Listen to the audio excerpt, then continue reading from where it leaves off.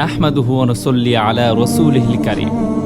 মৃত্যুর পর মানুষকে কত ঘাটি কত মঞ্জিলের সম্মুখীন হতে হয়। মঞ্জিল ঘাটি সব কিছু পার হওয়ার পর একজন মুমিনের সামনে ভেসে ওঠে জান্নাত বা বেহেশত। সেই বেহেশত কত সুন্দর এটার কোনো ধারণা মানুষের নাই। মানুষের এই বিষয়ে কোনো জ্ঞানই নাই যে জান্নাতটা কেমন হবে।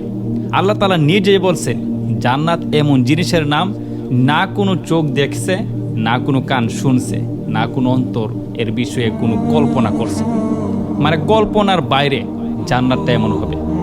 জান্নাতকে আল্লাহ তাআলা সুন্দর করে সাজিয়ে রাখছেন মুমিন বান্দার জন্য। যে ব্যক্তি একবার জান্নাতে প্রবেশ করবে সে আর বেরোবে না কখনো। জান্নাতের শোভা কোনোদিন কমবে না, বরং নিত্য নতুন স্বাদ আর সাজি নিয়ে উপস্থিত হবে জান্নাত একজন জান্নাতের সামনে। সুবহানাল্লাহ, চির শান্তি নিকেতন এই জান্নাত। আচ্ছা, জান্নাত এটা কিসের তৈরি? হযরত আবু হুরায়রা রাদিয়াল্লাহু তাআলা আনহু বললেন, আমি জিজ্ঞেস করলাম, হে আল্লাহর রাসূল, জান্নাত কি জিনিস দ্বারা তৈরি? আল্লাহর রাসূল সাল্লাল্লাহু আলাইহি ওয়াসাল্লাম বললেন, জান্নাতের একটা ইট হবে স্বর্ণের আর একটা ইট রূপার।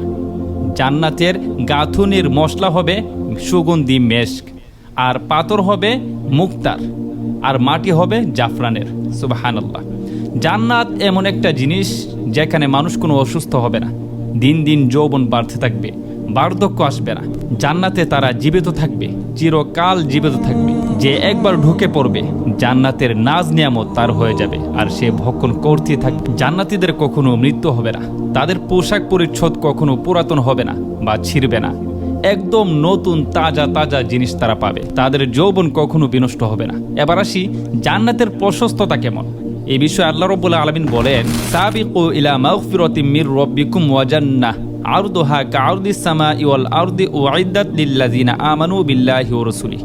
অর্থাৎ তোমরা তোমাদের প্রতিপালকের ক্ষমা ও সেই জান্নাতের দিকে ধাবিত হও যা আকাশ ও পৃথিবীর মতো প্রশস্ত, যা প্রশস্ত করা হয়েছে আল্লাহ তাআলা ও তার রাসূলগণের প্রতি বিশ্বাস স্থাপনকারীদের জন্য।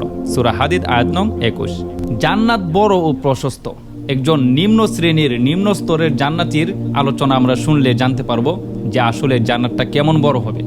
আল্লাহ রসুল সাল্লাল্লাহু আলাইহি ওয়াসাল্লাম বলেন, যাকে ছোট জান্নাতটা দেয়া হবে তার জান্নাতটা পরিদর্শন করতে তার 1000 বছর সময়ের প্রয়োজন হবে। আরেক বর্ণনায় আছে, একজন ছোট জান্নাতীকে যে জান্নাতটা দেয়া হবে এই দুনিয়ার সমান আরো 10 দুনিয়ার সমান প্রশস্ত একটা জান্নাত দেয়া হবে। সুবহানাল্লাহ। সাধারণ মানুষকে মোটামুটি জান্নাত সম্পর্কে ধারণা দেওয়ার জন্য আল্লাহ রাব্বুল আলামিন আকাশ এবং পৃথিবীর মতো প্রশস্ত বলেছেন। হযরত আবু সাঈদ কুদরি রাদিয়াল্লাহু তাআলা আনহু বলেন, আল্লাহর হাবিব সাল্লাল্লাহু আলাইহি ওয়াসাল্লাম বলেছেন, জান্নাতে 100টি স্তর রয়েছে। যদি এর একটির মধ্যেও সমগ্র দুনিয়ার মানুষ জমা হয়ে যায় তবু একটা জান্নাতের এক কোণাও ভরবে না। সুবহানাল্লাহ, জান্নাতকে এত প্রশস্ত এত বড় করে আল্লাহ তাআলা বানিয়েছেন। সুবহানাল্লাহ। আল্লাহ তাআলা আমাদেরকে জান্নাতের জন্য কবুল করুন।